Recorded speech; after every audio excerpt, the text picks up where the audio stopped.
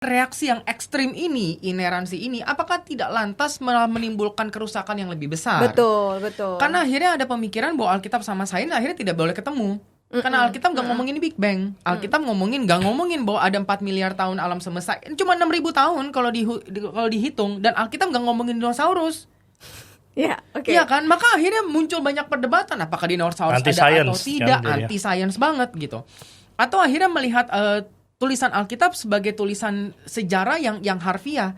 Jadi Prahunu tuh harus ada, Menara Babel itu harus ada, sekalipun bukti arkeologinya tidak ada, gitu kan? Betul. Kalaupun dia memuat, walaupun ada, tetap Alkitab itu memuat hal-hal yang unsur-unsur saintifik di dalamnya ataupun unsur-unsur historis. Tapi bukan berarti dia itu buku sejarah maupun buku sains. Karena kalau nggak kita harus tunduk kepada penafsiran Alkitab, dan ini sudah menjadi problem. Sejarah sudah membuktikan ini menjadi masalah. Misalnya masalah heliosentris sama geosentris atau kosmosentris. Itu kan abad pertengahan gitu ya. Kopernikus bilang bahwa bukan matahari mengelilingi bumi, tapi bumi yang mengelilingi matahari. Tapi gara-gara di Alkitab itu ada kalimat bumi itu tegak, diam, lalu kemudian ada narasi kitab Yosua katanya matahari berhenti waktu berperang itu kan. Akhirnya dibilang bahwa nggak mungkin nih, ini yang benar yang Alkitab bilang. Akhirnya Kopernikus dibungkam, habis itu Galileo muncul, dan akhirnya dia tetap bersuara, dia dihukum mati. Akhirnya dihukum mati oleh gereja pada waktu itu. Dan ternyata terbukti apa? Dia yang benar. Penafsirannya yang keliru.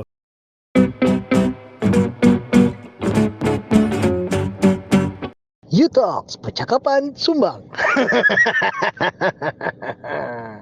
Oke, kembali lagi ke U-Talk. Ya, ada Pastor CJ di sini dan juga ada Pastor Vinky. Halo. Nah, sebenarnya guys, akrab banget. Pemirsa.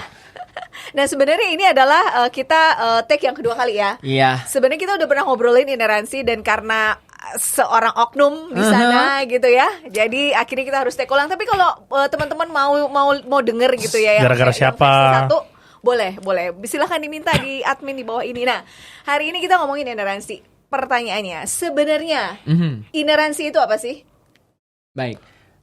Mungkin dari aku dulu ya. Teman-teman yang belum pernah mendengar ineransi itu adalah sebuah pengajaran, sebuah doktrin yang related banget sama Alkitab. Dari kata in error, tidak salah, ini adalah sebuah doktrin yang mengajarkan Alkitab tidak salah dalam pemikiran yang sangat ketat, bahkan sampai setiap katanya tidak salah, titik komanya tidak salah gitu.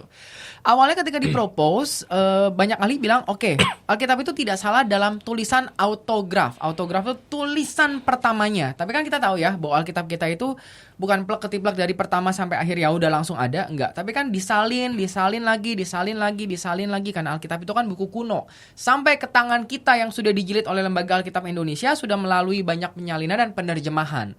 Ya akhirnya ahli-ahli ini mengakui bahwa dalam penyalinan penerjemahan ya sangat mungkin lah terjadi kesalahan karena manusia yang menulis. Tetapi di autografnya, di tulisan pertamanya itu tidak salah bahkan sampai titik komanya. Tetapi dalam perkembangan berikutnya karena akhirnya ada sebuah kepercayaan yang sangat diagungkan mengenai Alkitab adalah firman Allah, which is very true. Akhirnya banyak ahli dan banyak jemaat berpikir Alkitab yang kita pegang sekarang pun tidak salah dalam semua tulisannya, dalam semua komentarnya, di dalam semua teksnya itu tidak salah. Oke, gitu. Berarti sebenarnya ineransi ini lebih kepada konteksnya nih ya. Kalau kita berbicara itu adalah teksnya, gitu ya. Penulisannya, teksnya bahwa tidak ada salah. Iya, gitu tulisan Alkitab ini tidak salah, in error. In error. Oke. Atau bahkan lebih parah, bukan lebih parah ya, lebih ekstrimnya tidak bisa salah. Tidak mungkin salah. Tidak mungkin salah. Oke. Nah, kalau gitu sebenarnya kenapa muncul paham ini gitu? Kenapa akhirnya ini muncul gitu? Oke, kalau misalnya kapan muncul itu agak sulit ya. Maksudnya sejak kapan sih ide ineransi itu muncul? Karena kayaknya sudah dalam sepanjang perjalanan gereja sudah ada tuh bahwa Alkitab nggak salah, Alkitab itu benar. Tapi akhirnya muncul dalam format yang disebut ineransi itu sebenarnya kan tahun 1978 kalau tidak salah ya. Jadi ada namanya Chicago Statement dan itu muncul sebagai respons karena di masa itu kan ada gerakan liberalisme yang cukup hebat ya, di mana orang mulai meninggalkan Alkitab dianggap tidak relevan, Alkitab itu tidak benar. Dan akhirnya muncul satu paham, mereka berkumpul para ahli, ya kalau dikatakan ahli gitu ya, para rohaniawan, dan akhirnya mereka membentuk di Amerika gitu ya Chicago Statement yang isinya ada 19 artikel yang menyatakan bahwa Alkitab itu tidak salah. Tidak bersalah di dalam isinya, dalam apapun yang dialamatkan oleh Alkitab itu tidak salah. Nah, kurang lebih itu munculnya sebagai respons. Berarti sebenarnya untuk melawan apa disebutnya liberalisme pada waktu itu. Iya, karena pada waktu itu memang ada sebuah gerakan liberalisme yang akhirnya hanya melihat Alkitab sebagai buku kuno. Skeptis mulai menurunkan seperti nilai Alkitab sebagai firman Allah. Kalau dia buku kuno, anggap aja dia sama seperti buku yang lain. Betul. Sama seperti buku filsafat yang lain atau buku petunjuk kehidupan yang lain, tidak perlulah dia dilihat sebagai firman Allah yang begitu disampaikan sedemikian mengikat kuasanya. Ya ada otoritas sama sekali jadinya. Seperti ingin menurunkan otoritas Alkitab sebagai firman Allah yang sangat ekstrim, maka responnya juga sama ekstrimnya. Tidak, dia adalah firman Allah dalam artian yang terketat, semua kata-katanya pun tidak mungkin salah. Dan ini jadi sedikit berbahaya, kenapa? Karena akhirnya ketika Alkitab bicara soal penciptaan, katakanlah, karena Alkitab tidak pernah salah, maka ya penciptaan harus terjadi seperti itu. Tidak mungkin terjadi Big Bang. Berarti apakah kita bisa melihat bahwa pada waktu itu sebenarnya respon terhadap gerakan ini juga terlalu ekstrim dan akhirnya justru banyak menimbulkan hal-hal yang jadi jadi tidak tepat juga gitu ya sebenarnya ya. Iya, ekstrim dilawan sama ekstrim sehingga akhirnya kita jadi bertanya-tanya gini, baiklah, untuk melawan pemikiran bahwa Alkitab bukan firman Allah dibutuhkan memang sebuah reaksi yang sangat keras. Tapi reaksi yang ekstrim ini, ineransi ini, apakah tidak lantas menimbulkan kerusakan yang lebih besar? Betul. Karena akhirnya ada pemikiran bahwa Alkitab sama sains akhirnya tidak boleh ketemu. Karena Alkitab nggak ngomongin Big Bang. Alkitab nggak ngomongin bahwa ada 4 miliar tahun alam semesta. Cuma 6.000 tahun kalau dihitung. Dan Alkitab nggak ngomongin dinosaurus. Iya kan, maka akhirnya muncul banyak perdebatan apakah dinosaurus ada atau tidak, anti-science banget gitu. Atau akhirnya melihat tulisan Alkitab sebagai tulisan sejarah yang harfiah.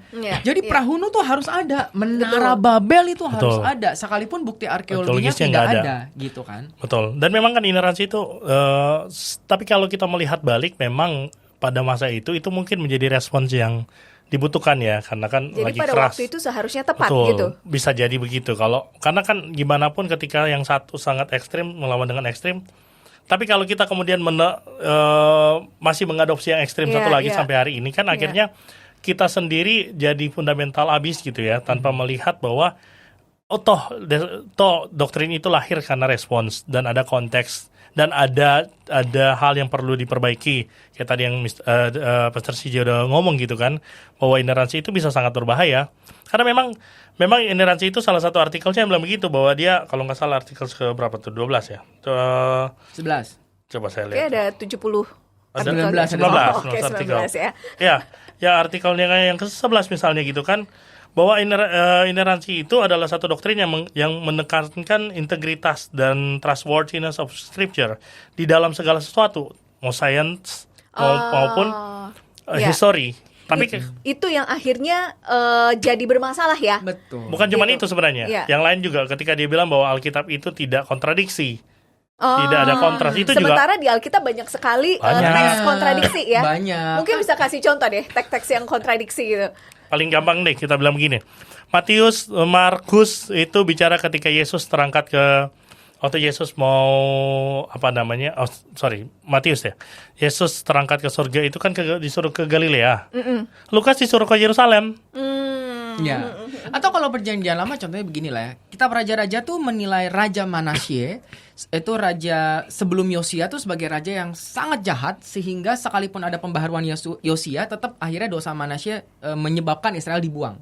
Tetapi kalau kita baca Tawarik yang sama-sama kitab sejarah, Tawarik tuh menilai Manasye positif. Orang ini sudah bertobat dan akhirnya dia dipulihkan Tuhan gitu. Betul. Jadi kan seperti ada dua teologi yang berbeda dan memang sengaja diizinkan berkontradiksi seakan-akan atau bertegangan. Kenapa? Karena memang keduanya lahir dari zaman yang berbeda, lahir dari pemikiran yang berbeda, lahir dari teologi yang berbeda. Dan seharusnya Alkitab dibiarkan bertegangan sehingga akhirnya kita bisa menemukan kekayaan dalam Alkitab. Kenapa raja-raja menulis Manasye begitu? Dan kenapa Tawarik menulis begitu? Apa perbedaannya dan kenapa ada progres? Dan kenapa harus dimunculkan di dalam Alkitab? Pasti kan ada message-nya gitu. Contoh yang lain adalah Paulus mengatakan saksi pertama dari kebangkitan Tuhan Yesus adalah Simon Petrus. Iya. Sedangkan di dalam 4 Injil itu sepakat perempuan. Ya, Maria Magdalena dan para perempuan kan. Iya. Nah, jadi mungkin buat teman-teman yang belum tahu, dari tadi contohnya ini kelihatan banget ya.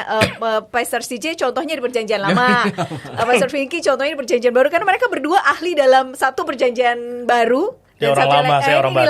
Ini orang lama, ini orang baru, walaupun kelihatan tampilannya agak ketukar ya. Oke. Nah, jadi berarti di dalam ineransi itu ada 17 tadi ya? Ada 17. Ada 19 ya, poin. di Chicago statement tadi. Ya, ada 19 poin mengenai yang menegaskan tentang ineransi itu. Di mana banyak poin yang sebenarnya menjadi tidak tepat ya. Tadi salah satu contohnya adalah di Alkitab tidak ada kontradiksi. Sementara kalau teman-teman semua baca banyak kontradiksi di dalam Alkitab. Kita jadi bertanya-tanya, kok begini ya gitu. Betul, yang nomor tadi apa yang ke-11 ya? Yang itu ke-11 tidak salah secara sains maupun secara histori. Sementara gitu ya, nggak mungkin gitu ya. Karena gini, berarti kan sebenarnya kita tidak bisa menjadikan Alkitab itu sebagai buku sains kan. Betul. Tidak bisa dijadikan dasar. Betul sekali. Makanya menurutku salah satu kesalahan yang pertama dari ineransi itu adalah melihat Alkitab itu buku apa. Betul, iya. Kalau misalnya melihat Alkitab sebagai buku sains, buku sejarah, akhirnya muncullah pemahaman kayak begitu kan. Dibenarkan pemahaman itu karena melihat Alkitab itu buku sejarah, yang pasti sudah akurat secara sejarah maupun secara sains. Padahal kalaupun dia memuat, walaupun ada, tetap Alkitab itu memuat hal-hal yang unsur-unsur saintifik di dalamnya ataupun unsur-unsur historis. Tapi bukan berarti dia itu buku sejarah maupun buku sains. Karena kalau nggak kita harus tunduk kepada penafsiran Alkitab, dan ini sudah menjadi problem.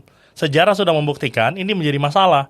Misalnya masalah heliosentris sama geosentris atau kosmosentris. Itu kan abad pertengahan gitu ya. Kopernikus bilang bahwa bukan matahari mengelilingi bumi, tapi bumi yang mengelilingi matahari. Tapi gara-gara di Alkitab itu ada kalimat bumi itu tegak, diam, lalu kemudian ada narasi kitab Yosua katanya matahari berhenti waktu berperang itu kan. Akhirnya dibilang bahwa nggak mungkin nih, ini yang benar yang Alkitab bilang. Akhirnya Kopernikus dibungkam, habis itu Galileo muncul, dan akhirnya dia tetap bersuara, dia dihukum mati. Akhirnya dihukum mati oleh gereja pada waktu itu. Dan ternyata terbukti apa? Dia yang benar. Penafsirannya yang keliru.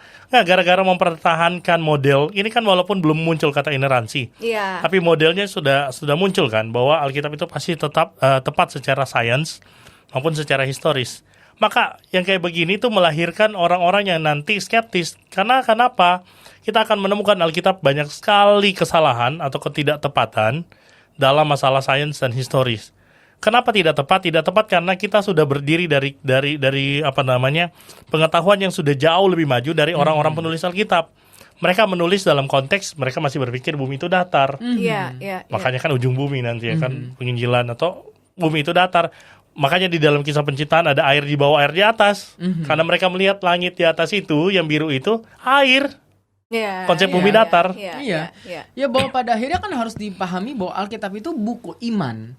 Perlakukanlah dia sebagai buku iman, bukan sebagai buku sains, bukan sebagai buku medis, bukan sebagai buku psikologis. Maka kalau kita punya masalah mental health dan kita ngeliat Alkitab dan solusinya adalah mari memuji, menyembah Tuhan dan percaya Tuhan, kagak nyambung. Kita sedang membawa masalah psikologis dengan mencari solusinya di buku iman. Bahwa akhirnya buku iman itu bisa menjadi guidance untuk masalah iman yang akhirnya berpengaruh kepada masalah psikologis, iya. Tapi melihat itu sebagai buku pintar psikologis bahwa semua masalah mental health bisa diselesaikan dalam doa, Bapak Ibu, tolonglah. Tolonglah Bapak Ibu. Bapak Ibu, tolonglah. Tolonglah. Jadi, oke. Nah, jadi berarti Alkitab gitu ya, dalam pertama dia pasti ineransi gitu, ada in error di dalamnya gitu dalam konteks sains dan juga histori. Iya kan? Itu menurut ineransi ya? Menurut ineransi. Karena kan memang pada waktu Alkitab ditulis, penulis memiliki pengetahuan pada zaman itu. Gitu, yang belum tentu relevan dengan zaman sekarang sebenarnya Dan ilmu pengetahuan bertambah dan lain sebagainya begitu. Nah, kalau tadi saya mau ngomong jadi lupa sebenarnya. Nah, tadi kan Pastor CJ bilang bahwa Alkitab harus dipandang sebagai buku iman. Bahwa dalam penulisannya ada salah, iya. Tetapi dia sebagai buku iman, sebagai firman Allah, apakah itu juga ada kesalahan di dalamnya? Nah, dalam hal ini akhirnya gini, ketika Alkitab disebut sebagai buku iman dan sebagai firman Allah, maka ada tujuan. Contoh, Kenapa sih kitab Kejadian harus menulis tentang penciptaan kalau ternyata detailnya tidak tepat? Iya. Kan nggak ada Big Bang, nggak ada apa gitu, nggak ada orbit, nggak ada galaksi, nggak ada universe gitu seperti yang kita ketahui sekarang. Sederhana sekali pemikiran soal universe di dalam kitab Kejadian. Tapi kenapa kitab Kejadian harus menulis soal penciptaan? As simply as ingin menekankan bahwa ada pencipta. Maka tujuan kitab Kejadian 1 ditulis bukan untuk menunjukkan seperti inilah persis historis sains manusia dijadikan dari debu tanah. Maka kita debu bukan, tetapi bahwa kita tuh diciptakan, bahwa ada pencipta. Dalam hal inilah persilangan antara iman dan sains harus ketemu gripnya. Sains bisa bicara tentang semuanya, bagaimana asal-usul alam semesta urutannya, tetapi ketika akhirnya dikatakan tidak ada Allah di dalamnya, nah itu jadi persoalan dalam sisi iman. Karena iman akan bilang tidak. Bagaimanapun sains bicara, tetap Allah adalah sang pencipta. Nah dalam hal itu kita bisa menemukan ruang untuk akhirnya bekerja sama atau perkawinannya tuh bagaimana. Bahwa baiklah, dari sisi sains silakan bicara soal gravitasi. Silakan bicara soal hukum-hukum yang memang tidak ditulis dalam Alkitab dan itu sah. Tetapi sains pun harus menyediakan ruang untuk sang pencipta ada di dalamnya. Bahwa itu semua terjadi karena sang ilahi itu. Gitu ya. Dan and that's it. Gitu. Dan makanya akhirnya kita harus melihat Alkitab sebagai buku iman, bukan sebagai buku sains. Berarti yang perlu kita lihat sebagai pembaca Alkitab adalah message di dalam setiap cerita yang ditampilkan di dalam Alkitab. Atau kalau kita mau lebih sederhana gini, kita jangan baca Alkitab terus bertanya pertanyaan sains. Karena kalau misalnya kita sudah bertanya pertanyaan sains, kita sudah mengasumsikan dia harus bicara tentang sains, tentang history. Tapi ketika kita baca Alkitab, kita harus bertanya tentang kenapa sih perlu mencatat ini? Apa sih tujuannya? Tujuannya apa? Kenapa pembaca asli butuh mendengar pesan ini? Gitu.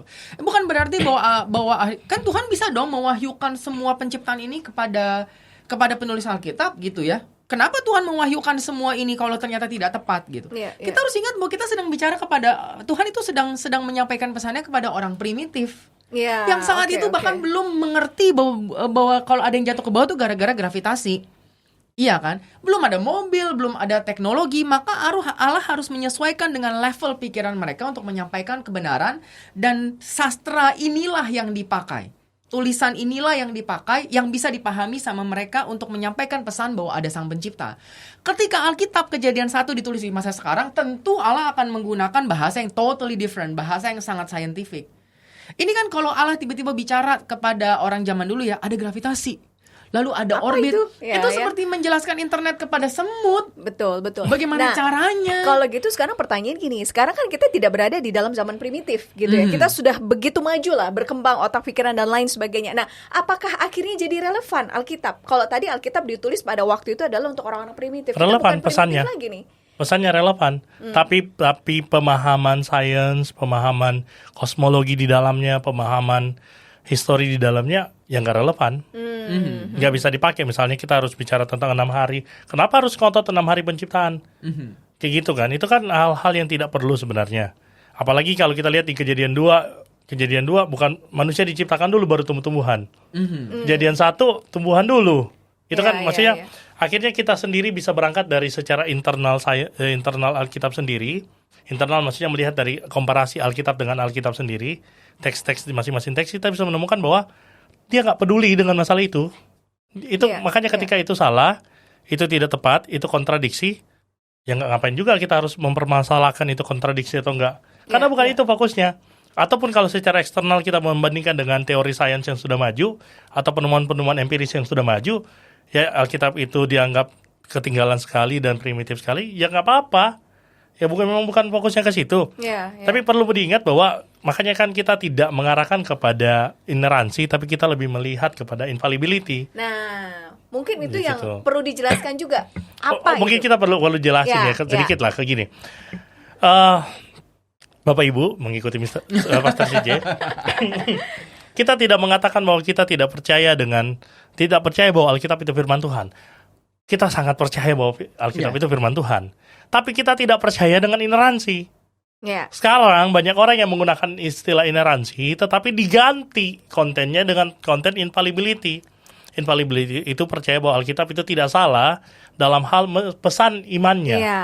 Nah, itu yang harusnya kita percayai gitu ya, infallibility gitu kan, bukan ineransi. Bukan. Sementara banyak yang mix up rasanya ya antara ineransi dan juga infallibility begitu ya.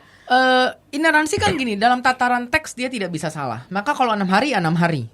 Gitu. Tapi infallibility itu dalam maksud, tujuan dan pesannya tidak salah. Bahwa Allah adalah sang pencipta itu tidak salah. Bahwa secara teks yang pertama kali diciptakan Adam, lalu Hawa tuh dari tulang rusuk. Tunggu dulu. Tetapi bahwa mereka setara dan keduanya adalah gambar dan rupa Allah di hadapan Allah diciptakan bersama, itu tidak salah. Sampai kapanpun pesan equality itu tidak lekang oleh waktu, dan yang tidak lekang oleh waktu inilah yang kita sebut sebagai firman Allah. The message, the purpose itu yang disebut sebagai firman Allah. Identitas manusia sebagai gambar dan rupa Allah nggak akan pernah.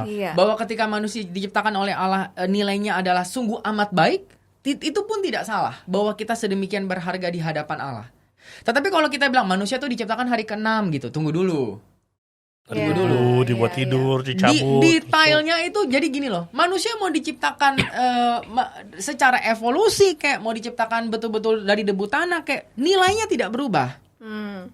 Gitu. Nilai-nilai itu yang harus ditekankan gitu. Berarti harusnya pertanyaan ulangan anak sekolah mungkin nggak gitu kali ya. Mungkin harusnya nggak ada pertanyaan di hari keberapa manusia diciptakan gitu kali ya. Tapi mungkin harus bertanya soal mungkin di mata Allah.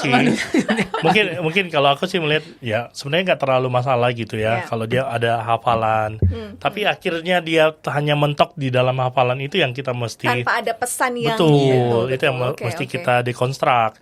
Dan jangan lupa bahwa Alkitab itu kan mengandung banyak sekali bahasa atau bentuk-bentuk mitos gitu ya. Jangan sampai yang mitos itu gara-gara kita memandang ini pasti science, kita menjadikan yang mitos itu, yang mitologis itu sebagai science. Makin parah lagi nih kita. Itu makin parah lagi jadinya. Maka pada akhirnya gini, kalau kita percaya Alkitab adalah firman Allah secara infallible, pesannya tidak salah, maksud tujuannya tidak salah, maka yang penting di dalam sebuah penyampaian firman atau sebuah khotbah adalah penafsiran yang tepat. Karena akhirnya Alkitab tidak boleh dibaca secara harfiah. Betul. Gitu. Apa yang Alkitab tulis ya udah begitu aja. Dulu, sekarang, selamanya tidak berubah. Tidak, Pak. Pesannya yang tidak berubah, bukan tulisannya. Dan akhirnya kita akan terbentur sekali dengan banyak hal-hal yang sudah sebenarnya ketinggalan zaman, tetapi karena ada kaum ineransi harfiah yang mempertahankan Alkitab sebagai firman Allah secara ketat seperti itu, akhirnya kekristenan mulai ditinggalkan. Pemikiran bahwa wanita tidak boleh memimpin. Gitu kan? Itu kan ditulis begitu. Tunggu dulu. Karena secara konteks kalau ditafsirkan jadi berbeda pesannya. Bahwa atau kalau laki-laki tidak boleh rambut panjang, atau tato dosa, seperti tindik dosa, atau wanita harus berkerudung. Gitu. Itu semua kan sudah harus ditafsirkan, karena kalau harfiah ya udah begitu aja terus. Betul. Tapi menariknya kaum ineransi itu ya, maaf kalau harus pakai kata kaum ineransi, kaum fundamentalis ini cherry picking. Dalam hal kalau misalnya itu mendukung doktrinnya, dia akan memainkan yang namanya historis, kritis, segala macam proses penafsirannya kelihatannya bertanggung jawab. Tapi kalau itu menentang doktrinnya, maka jadi berarti dalam hal ini sebenarnya punya purpose ya, untuk membela doktrin gitu ya. Contoh. Coba kalau misalnya masalah genosida misalnya di Alkitab kan ada unsur seperti genocide gitu ya, harus menaklukkan sana sini. Itu buat kita yang sadar ada rasa kemanusiaan. Oke, lihat konteks dulu. Tapi giliran yang dia mau mempertahankan yang lain, misalnya yang patriarkal, nggak usah lihat konteks, harus dipegang gitu-gitu kan. Jadi akhirnya ditafsirkan seenaknya ya, demi kepentingannya, untuk melayani kepentingannya. Maka gitu itu kan seperti exegese ya, doktrinnya ada dulu, doktrinnya harus dibela. Bagaimana caranya kita mengubah pemahaman kita akan Alkitab supaya mempertahankan doktrin kita? Jangan-jangan ada motivasi begitu. Nah, betul. Itu akhirnya masalah yang timbul kali ya, kalau akhirnya kita tidak bisa menerima ineransi itu. Betul ya, itu masalah yang mungkin timbul gitu. Tapi di kalangan gereja. Kalau kita sebagai orang-orang percaya nih, orang-orang awam gitu, pertanyaanku adalah kemudian bagaimana akhirnya kita membaca Alkitab gitu? Karena kan akhirnya kita harus menangkap pesan yang dimaksud dari dalam setiap Alkitab. Tapi kan sebagai seorang yang bukan sekolah di teologi kan ternyata nggak mudah juga, karena kan Alkitab itu kompleks ternyata. Betul. Nah, bagaimana caranya membaca Alkitab? Kayaknya paling gampang menurutku adalah itu harus menjadi tugas gereja untuk melatih jemaatnya ya, untuk melatih jemaatnya mulai membaca Alkitab dengan lensa yang lebih waras, mulailah untuk melihat kompleksitasnya. Itu kan Bagiku jemaat harus berteologi. Jemaat harus berteologi. Bukan jemaat itu bukan datang ke gereja. Teologi ya. Iya. Okay. Terus bagaimana kalau gitu? Bukan datang ke gereja hanya minta cap. Ini benar, ini salah, ini dosa, ini nggak dosa. Iya. Jemaat harus dilatih untuk mandiri, untuk mulai bisa berpikir secara teologis, untuk bisa berpikir secara biblis, untuk mulai bertanya Alkitab dengan lebih dalam, dengan lebih kritis. Maka tugas gereja harus bicara tentang bukan hanya menggembalakan, tapi juga mendidik, mengajar, mendidik sehingga keterampilan itu muncul. Bagiku itu penting. Tapi kalau sekarang misalnya jemaat membaca, kalau gerejanya belum mempersiapkan itu, ya sudah, jemaatnya boleh diarahkan untuk membaca Alkitab, diberikan panduan-panduan pertanyaan, bahkan bisa ditolong seperti itu. Panduan pertanyaan, karena kita akan menemukan hasil yang salah kalau kita memberikan pertanyaan yang salah. Iya. Dan tugas bagiku yang harus dibereskan adalah kepada jemaat, pertanyaan apa yang harus ditanyakan ketika dia membaca Alkitab? Pertanyaannya apa? Apakah pertanyaannya tentang ya tadi science, historis? Kan ngapain juga kan? Ya, tapi gitu. ini sebuah pekerjaan rumah yang sangat panjang. Panjang. Karena kita sebagai jemaat gitu ya, sudah terbiasa untuk datang ke gereja dan kita menerima apa yang disampaikan ya memang dan akhirnya, percaya saja gitu loh. Satu itu dosa gereja atau dosa gembalanya atau dosa pengkhotbahnya lah ya. Kalau sampai akhirnya jemaat berpikir, saya bisa datang tanpa otak ke gereja mendengar khotbah, lu kasih gua ABC, ya udah gua lakukan ABC, jadi gitu. saya robot begitu. Itu dosa gerejanya lah ya. Tapi yang kedua, kita dalam kekristenan tuh nggak ada yang kayak gini loh. Kamu baca Alkitab lalu kamu menumpuk pahala dengan semakin banyak pasal yang kamu baca. Itu nggak ada kan? Maka ketika jemaat berpikir, saya yang penting baca kitab suci. No, yang penting kamu mengerti kitab suci. Buat apa kamu baca Matius sampai Wahyu, but you don't get anything. Seperti akhirnya orang-orang ini adalah orang-orangnya. Pokoknya harus 3 pasal. Setahun itu harus satu buku, satu kitab habis. Ngerti nggak ngerti ya udah. Seakan-akan saya seperti mengumpulkan pahala dengan pembacaan Alkitab. Nggak ada. Kayak gitu tuh nggak ada. Itu ekstrim satu lagi tuh. Kalau yang tadi bicara membaca Alkitab sebagai buku sains dan buku sejarah, ini membaca Alkitab sebagai buku mantra. Iya. Jadi harus pagis gitu. Jadi harus pagis sekali. Semakin dibaca, semakin sehat, semakin diberkati, semakin Tuhan berkenan. Kalau akhirnya itu tidak benar, bahwa membaca itu yang paling penting bukan saya membaca seberapa banyak karena saya harus memenuhi kuota demi berkenan di hadapan Allah, tapi saya harus membaca supaya mengerti. Tiba-tiba kan jemaat diajak untuk engage. Tunggu dulu. Saya lebih baik bertanya, seperti kata Mr. Pinky. Oh, gue nggak ngerti. Saya tanya aja gembala. Kenapa kejadian 1 bilangnya begini, tapi sains bilang begini? Saya nggak ngerti nih. Saya tanya kepada gembala. Di dalam engaging conversation antara saya yang tidak mengerti kenapa firman Allah berkata begini dengan gembala yang menjelaskan, terjadilah pertumbuhan iman dan pengenalan akan firman. Iya. Nah memang celakanya kalau gembalanya bilang udah baca aja bu, kalau nggak ngerti nggak apa-apa. Nah gembala itu yang harus bertobat, tolong lah ya. Ataupun justru gembalanya juga yang akhirnya menanamkan doktrin kepada jemaatnya untuk ya kamu terima saja, kamu percaya saja apa yang kata Alkitab lakukan, bahkan kalau itu harafiah gitu. Dan kalau jemaat begitu, jemaat itu kita sudah tenggelam di dalam budaya konsumerisme, bahwa jemaat datang hanya mengkonsumsi, bukan memproses. Jadi kan begitu kan. Mau datang kok nggak mau ribet, gue mau tahu apa nih buat gue. Iya, dan itu red flag loh. Kalau sampai gembala bahkan tidak bisa menjawab pertanyaan soal Alkitab, tunggu dulu. Kenapa kamu jadi gembala kalau kamu bahkan tidak mengerti kitab suci? Jangan-jangan lu nggak sekolah teologi. Baiklah, kalau jadi gembala nggak sekolah teologi, terus apa yang kamu bawa? Manajerial supaya bisa meng-hire semua pengkhotbah supaya rame. Kan bisa jadi dari pengalaman hidup bersama dengan Tuhan gitu. Itu kan bisa dijadikan sebuah dasar untuk mengajar orang. Jadilah ketua komsel, nggak usah jadi gembala. Gitu ya. Kalau Anda bahkan tidak yakin atau bahkan tidak bisa mengerti firman Allah atau tidak bisa menjawab pertanyaan jemaat Anda soal firman Allah, satu, Anda harus tertegur sekali dan merasa oke, aku harus belajar lagi. Atau kedua, jangan-jangan memang Anda tidak cocok jadi gembala kali. Dan aneh banget kalau katanya dipanggil untuk mengembalakan dan percaya Alkitab itu firman Tuhan, tapi nggak mau belajar Alkitab. Iya. Dan itu kan jawaban malas ya, jawaban ketika akhirnya ada jemaat. Kita mah seneng banget kalau ada jemaat yang datang bertanya pertanyaan legit soal kitab suci gitu. Tapi kan jawaban malas banget kalau ibu baca aja bu, sekalipun tidak mengerti nanti Tuhan akan tolong. Nanti Roh Kudus akan menuntun. Ngerti tidak mengerti, amini aja. Mengerti, amini saja, baca saja. Apa? Ya dan mungkin sebagai share aja di gereja kita itu jadi sesuatu yang common ya. Kayak hampir setiap hari ada yang nanya gitu di grup WhatsApp. Ini maksudnya apa sih? Bahkan ada yang japri juga gitu mungkin ya kepada para pastor. Dan gitu. kita happy banget kalau kayak begitu. Artinya kan akhirnya terjadi sebuah penggalian, akhirnya terjadi sebuah pencarian, akhirnya muncul curious mind yang akhirnya betul ingin engage sama firman Allah.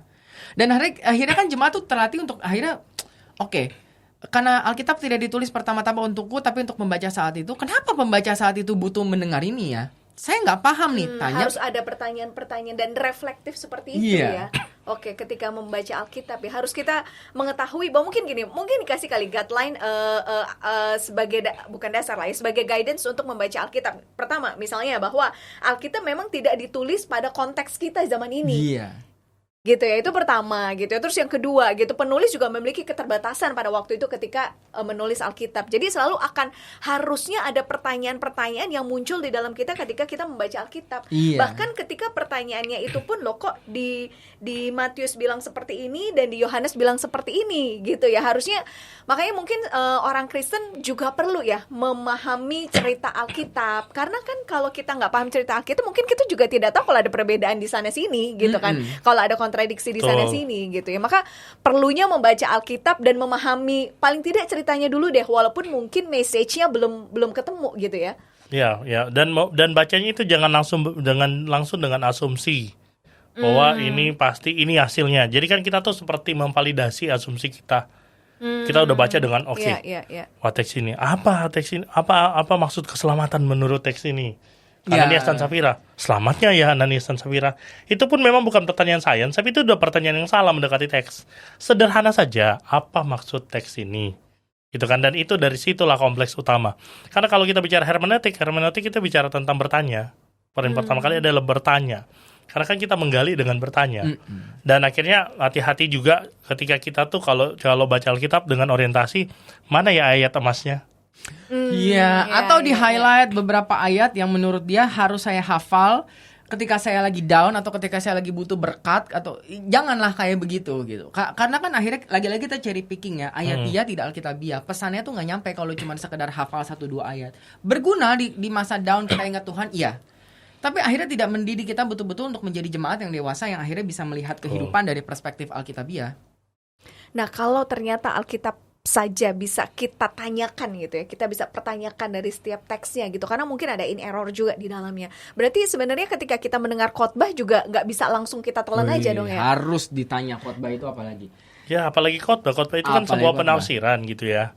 Sebuah khotbah itu kan sebuah penafsiran, dan seharusnya kalau bagi pengkhotbah tidak apa-apa kalau kemudian dia khotbah dan dia menentang khotbah sebelumnya. Kalau memang dia menemukan berbeda, kenapa tidak?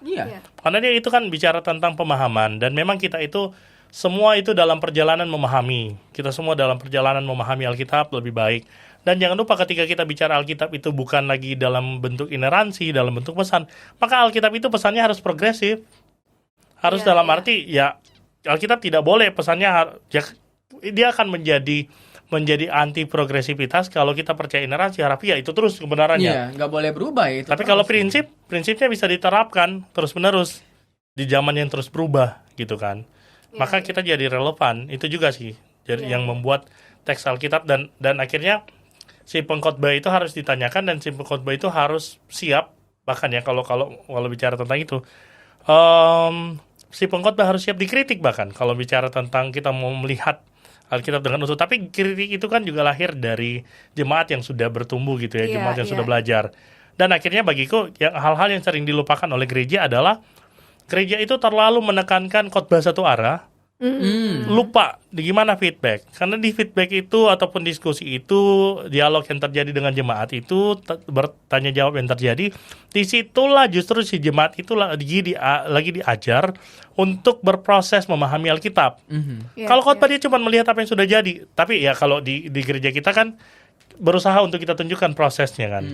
Walaupun memang kalau kadang-kadang kalau saya diundang di khotbah di tempat lain gitu ya, saya lumayan memangkas proses karena terlalu panjang dan tidak terbiasa ke situ. Tapi kalau di gereja kita ya itu sudah menjadi budaya, dan saya pikir budaya itu harus ada. Ya. Nah, kita kan sekarang di Indonesia nih, konteksnya adalah ya kita berada di kota besar gitu ya, di Jakarta, akses semua mudah untuk akhirnya kita meragukan sesuatu, dan kemudian mungkin kita akhirnya mencari tahu sendiri karena mungkin nggak puas dengan jawaban gembalanya atau pendeta yang ada di sana. Kita bisa cari gitu ya. Sekarang sosial media gitu ya, artikel-artikel jurnal sangat terbuka gitu ya. Lalu bagaimana dengan di desa-desa yang akses ke arah itunya tuh sangat terbatas gitu.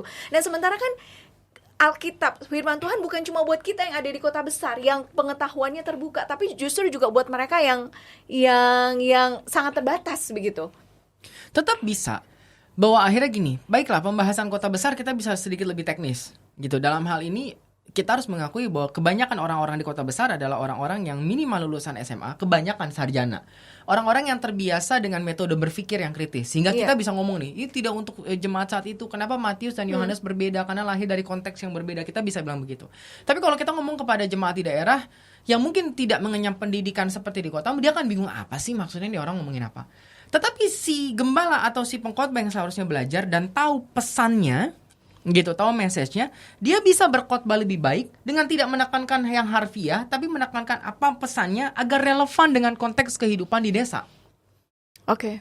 Tetap bisa, gitu. Tetapi yang menjadi kunci adalah si gembala atau si pengkhotbah. Dalam hal ini, maka mereka harus mempersiapkan diri dengan lebih baik. Mereka pun tidak boleh menjadi kaum yang saya hanya punya ketulusan, baiklah saya hanya bermodal doa dan baca Alkitab dan itu sudah cukup karena Allah memanggil saya jadi gembala dengan hanya modal ini. Tidak. Bayar harga lebih, masuklah ke sekolah Alkitab yang legit, belajarlah di sana dan kembali ke daerahmu dengan membawa pengetahuan yang kamu tahu bisa membangun jemaat di sana. Gitu, bukan hanya dengan modal ketulusan. Ketulusan penting Bapak Ibu, tapi kalau Anda tulus, Anda akan juga tulus bayar harga untuk masuk sekolah Alkitab. Dan gereja-gereja yang di kota yang sudah maju di dalam hal teologi, ya tugasnya adalah membantu yang di daerah untuk memperlengkapi hamba Tuhannya. Tapi kalau kita berpikir bahwa hamba Tuhan di daerah itu pasti tidak terdidik, enggak juga ya. Karena kayak di Sangir itu daerah 3T, terluar, termiskin, tertinggal gitu ya. Itu daerah yang sangat, tapi rata-rata pengetahuan gemis itu nggak mungkin guys, satu teologi nggak akan jadi pendeta. Cuman memang kita jangan berpikir bahwa menjadi ribet, menjadi sulit mengajar ke orang-orang di daerah kalau kita berpikir bahwa Alkitab itu masih buku sains, masih buku histori. Tapi kalau kita berpikir ke dalam konteks mereka bahwa Alkitab itu adalah prinsip dan mengajar prinsipnya dan prinsip itu diterapkan ke mereka, akan lebih mudah. Justru tantangan orang di daerah lebih kepada kadang-kadang dibuat kecenderungan bahwa Alkitab itu sebagai buku mantra kayak gitu kan, baca yang penting gak dimahami, itu mungkin yang tantangannya. Tapi kalau tantangan misalnya mau mendekonstruksi pemahaman bahwa Alkitab itu bukan buku sains, buku sejarah, itu biasanya di kota, itu pergumulan kota menurutku ya. Pergumulan orang di sana nggak bertanya itu, orang di sana bertanya bahwa udah lebih dekat pertanyaannya adalah apa baiknya, apa prinsipnya, bukan prinsip mungkin, apa maksud teks ini, Alkitab ini buat kehidupan saya, langsung begitu kan, praktis kan. Lebih praktis dan lebih praktis itu seharusnya menjadi ruang yang lebih mudah untuk masuk daripada orang yang bertanya literal gitu, dan ya tugas sama Tuhan gitu ya. Jadi di kota besar dan di di desa kecil gitu ya, challenge-nya menjadi berbeda. Jadi gitu berbeda ya. Tapi bahwa akhirnya dua-duanya tetap harus melihat Alkitab proper sebagai buku iman ya. Betul. Buku iman. Oke, nah rasanya cukup kali ya. Jadi mungkin dengan adanya podcast ini teman-teman yang menonton bisa punya pemahaman yang lebih komprehensif gitu ya tentang ineransi, infallibility, karena selama ini mungkin sering ketukar. Mungkin saya juga ada di posisi itu gitu, sering ketukar antara ineransi dan juga infallibility gitu, dan akhirnya kita bisa melihat sebenarnya kita kembalikan lagi ke pemirsa yang menonton gitu. Apakah memang Aku tambahin dikit ya. Maksudnya gini. Kenapa kita tidak mau menggunakan kata ineransi? Karena walaupun sebenarnya pengertian ineransi itu beragam. Ada yang mengambil pengertian yang seperti Chicago Statement itu sangat literal, tidak salah secara sains dan historis. Tapi ada juga yang penjelasannya tidak salah dalam hal pesan imannya. Dan itu misalnya Kevin Bonhoeffer itu percayanya begitu. Tapi masih memakai kata ineransi. Tapi kita memilih untuk tidak which is kita nggak keberatan dengan ineransi yang dipahami seperti itu. Tapi kenapa kita mengganti ataupun tidak memakai kata ineransi walaupun kita percaya Alkitab itu firman Tuhan? Karena kita tidak mau orang lain itu salah menangkap. Betul. Ketika kita bicara kita ngomong ineransi misalnya, di pikiran kita pesan iman. Tapi di pikiran orang ini tidak salah secara sains ketika kita ngajar hermeneutics yang menekankan kritik sejarah, kritik bentuk dan sebagainya, kaget kok begitu, itu katanya ineransi. Jadi lebih baik kita jelas bahwa kita tidak memilih kata yang nanti bisa misleading. Makanya yang penting kita tahu maknanya, gitu, bukan sekedar istilahnya ya. Betul. Dan aneh-aneh orang-orang itu keberatan istilah diganti, tapi tidak keberatan isinya diganti. Itu terjadi. Maafkan jadi menambah ini. Tapi nggak apa-apa. apa? Kita percaya infallibility, kita percaya bahwa Alkitab itu firman Tuhan dan dia tidak salah dalam pesannya. Ya. Pesan imannya. Oke. Nah, mungkin Pastor CJ, statement terakhir tentang hal ini. Mungkin statement terakhir aku akan lebih mendorong kepada jemaat kali ya. Kayaknya banyak orang-orang yang nonton podcast kita adalah dari tataran jemaat gitu. Mulailah untuk akhirnya tidak naif untuk datang ke gereja dan tidak naif dalam baca Alkitab gitu. Mulailah jadi murid, bukan cuma jadi pendengar. Karena kalau pendengar tuh enak cuma duduk, lu kasih tau gue deh. Gue harus A atau B. Atau penikmat gitu. Tapi akhirnya mulai engage dan mulai bertanya, tunggu dulu. Kenapa harus begini? Kenapa nggak begitu? Kenapa yang ini bilang itu, yang itu bilang begitu? Dalam pertanyaan itu, justru pertanyaan itulah yang akan membuatmu lebih mengenal Tuhan dan lebih mengenal firman Allah lebih lagi. Pertanyaan tidak boleh dimusuhi, keraguan tidak boleh dimusuhi, harus diselebrasi. Nah, kalau akhirnya kamu ada di gereja yang menjebakmu, jangan nanya, percaya saja, jangan ragu, ntar kamu dosa. Pikirkanlah untuk pindah gereja. Sungguh. Mengubah gereja itu sangat sulit. Sangat sulit. Enggak, sebenarnya bukan soal mengubah gereja ya. Mungkin gembalanya juga nggak mau. Ya Oke, udah. ya udahlah, oke. Jangan lupa bahwa penutupnya. yang satu-satunya penonton atau penikmat dari sebuah ibadah adalah Tuhan. Iya. Bukan kita. Iya, kita tuh tugasnya dipanggil ke gereja untuk belajar. Kita kan bukan untuk menyelesaikan sebuah menunaikan ibadah wajib seakan-akan bahwa kalau gue nggak gereja gue nggak dapat pahala. Jadi kalau gue gereja, gue duduk, gue dengar, gue diem, ya udah gue checklist Tuhan akan kasih gue berkat. Nggak ada begitu kan? Bukan untuk menyembah Tuhan. Oke. Apa? Makanya akhirnya kalau dia duduk menikmat, dia tidak juga datang untuk menyembah Tuhan. Iya. Dia hanya datang untuk memuaskan menunaikan kewajiban ibadahnya saja.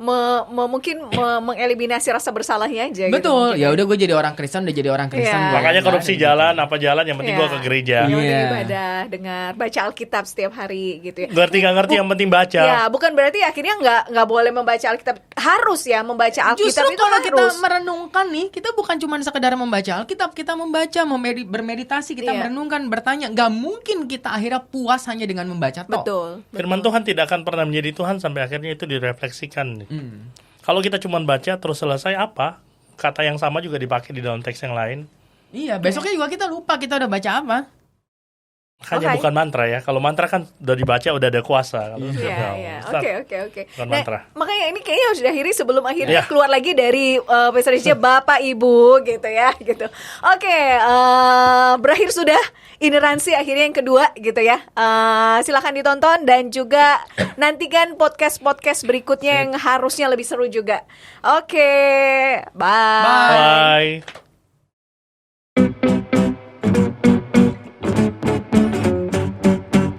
U-Talks, percakapan sumbang.